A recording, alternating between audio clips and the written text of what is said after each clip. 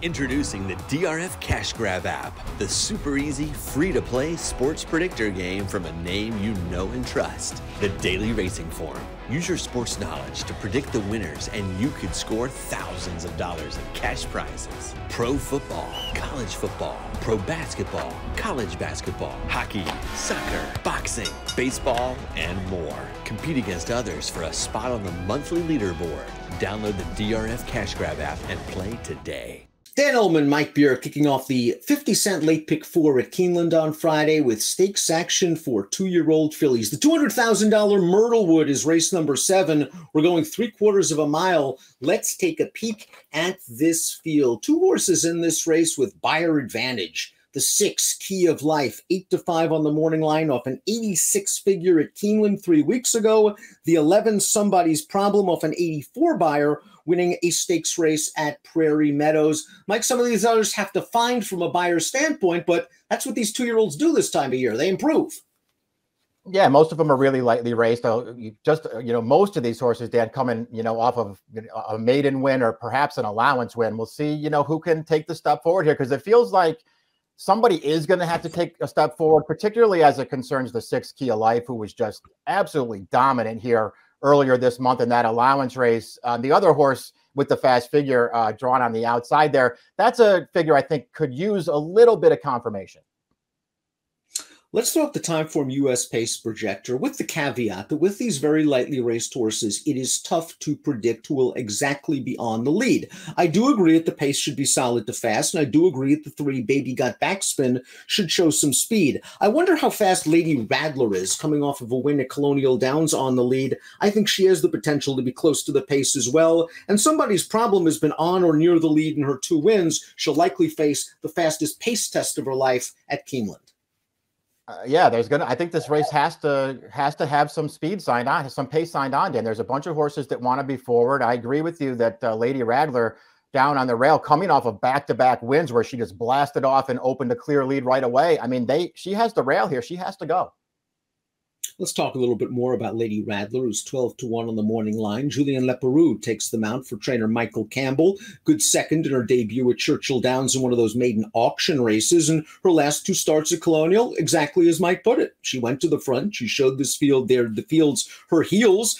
She seems to be improving from a buyer standpoint. I'm concerned about the pace scenario. Even if she breaks well and is quarter horsed out of there to get command, they're going to set upon her almost immediately, you would believe. Yeah, I don't know that she can necessarily outrun this field early, Dan, although maybe they'll try that. She has drawn the inside post in 2 of her 3 starts so far. I don't think you have to worry yourself necessarily about a breaking from the inside, but this is a pretty significant class test for her. In from Southern California and attracting Joel Rosario is the number 2 Satin Doll, 10-1 on the morning line for trainer Doug O'Neill. She was a giant price when she won her career debut from off the pace at Del Mar. Then they tried her in the Grade 2 Sorrento. It really didn't work out. Listed as a vet scratch at Del Mar on September the 10th, she's now coming off a little bit of a layoff. Yeah, well, I'm interested to see what she does here, Dan. Maybe the debut win was just a fluke at a big price. I thought she ran really well that day, though. Green from the start, dropped back off the pace. Her rider just kept her wide around the track, but she made a big move on the turn, and she kept going through the stretch. I really liked that win. She did not run nearly as well in the Sorrento last time, but she spent an awful lot of that race sort of between and behind horses. Not the most comfortable trip in the world. I think she could rebound here. If she's a big price, I'm using her. And she should be a fairly decent price, and she should get the right pace setup. In that debut, as Mike mentioned, she rallied from way out of it. She is comfortable passing horses, something that these other 2-year-olds might still be learning to do. The 3 is Baby Got Backspin. She's still a maiden, but she's finished second in all 3 starts. She has speed. Her buyer speed figures are going the right way. She's well handled with Rusty Arnold at the helm. 6-1 on the morning line. I don't know, Mike, for a maiden in this tough group against other speed types, I might take a wait-and-see approach. Yeah, I don't know if I want that price on her either. Irad's taking the mount, though. That's going to pull a little more money her way. And listen, maybe that's just a good sign anyway. She's run fine in her 3 starts. I don't want to bet her in here. I like that the number 4 2-minute drill showed a little bit of versatility in her maiden win at Churchill Downs last month. 2 starts back at Ellis Park, she showed high early speed. She opened up a clear stretch lead, and she was nabbed on the line. They were more patient with her last time out. The pace was quick. She sat just off, and she blasted on home. I think she's improving. Yeah, I do too. She has the pedigree to be a decent horse, Dan, and I feel like she's finding her way through racing, which I really appreciate.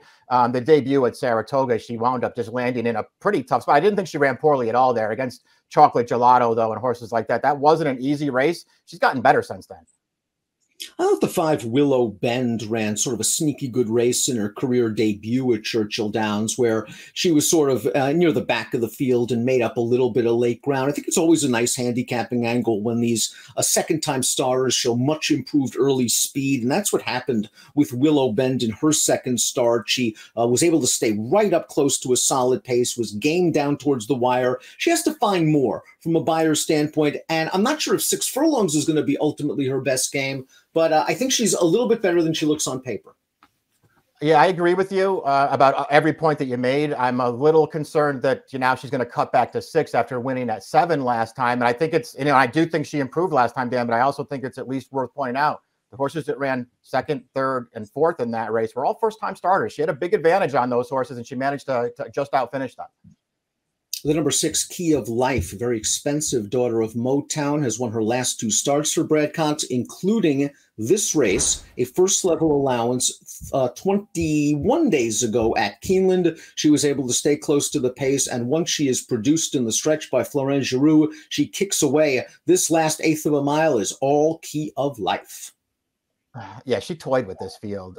She easily had the best speed in here, but Giroux just kept her in hand. He let a bunch of horses sort of surround her until they got to the top of the stretch. He didn't even ask her to really get down to serious business until they were in the stretch already. And she just ran away from those horses, really ran well breaking her maiden, was super unlucky in her career debut at 2 to 5, a race that's way better than it looks. She totally missed the break that day. I think this filly's good. Take Charge Briana, the number 7. You can understand what Mr. Lucas was doing last time out, running her in the Alcibiades off of a maiden win at Saratoga. She's bred to run all day long, and you would think the extra distance would work for her, but she got wired that day. She just really never got involved. Now they're going to cut her back in distance. She might catch the right pace scenario, and she will be running on at the end. I do wonder if 3/4 is too sharp for her. Yeah, cutting all the way back. We'll see if it works out. I'm going to stay positive on her, Dan, just because I think the first 3 starts of her career are all, better than they look on paper. The maiden win, she overcame a lot to win that. They did not get out of the gate well at all and had a lot of ground to make up, still closed it down. I get why they took a shot in the grade 1 last time. This is a better spot. Kept good company in New York in her 3 races at Saratoga. Flamand is the number 8. She's coming off 2 consecutive victories at Horseshoe Indianapolis, including this 2-life allowance on October the 6th. And she just showed really good speed in this race. She was able to control it from the start, and it looks like they're about to swamp her turning into the stretch, and she always finds just a little bit more. Yeah, keeps finding, stays on, is clear to the wire in this race. She looks a lot like Lady Radler, the horse down on the rail. Then they have similar figures. They're both coming in off of back-to-back wins versus Weaker, where they were able to control the pace. And neither one of them will be able to control the pace in here. And I think that opens up a lot of questions about them.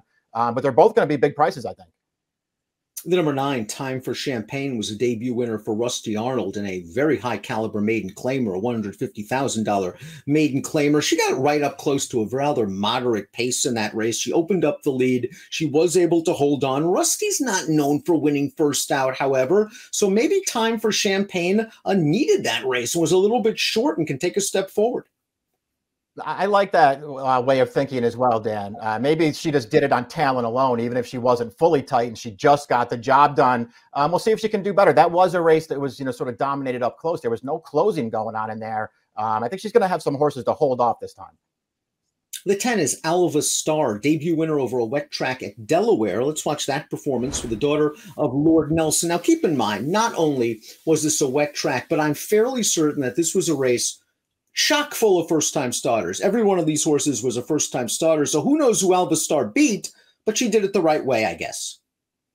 Yeah, I guess she did. The horse that she's, out finishing there for second was the favorite. That horse has run 3 times since then, though, Dan, and she broke her maiden for a $25,000 tag with the waiver attached. I don't know. I don't feel like she beat a good field. This is a pretty big step up in class. Trainer Brett Brinkman does good job with sprinters. However, this one has been working quickly at her Delaware base. The 11 is Somebody's Problem. Somebody's Problem won the Prairie Meadows debutante last time out. Let's watch that race way back on August the 26th. So it's about a 2-month layoff. She showed good speed from the start. She battled it out with the runner-up while down inside, and she's just too good for this field. She gets away. The buyer really improved up to an 84. 2 horses have come out of this race to win, but certainly nowhere near the level of figure that Somebody's Problem earned in this race.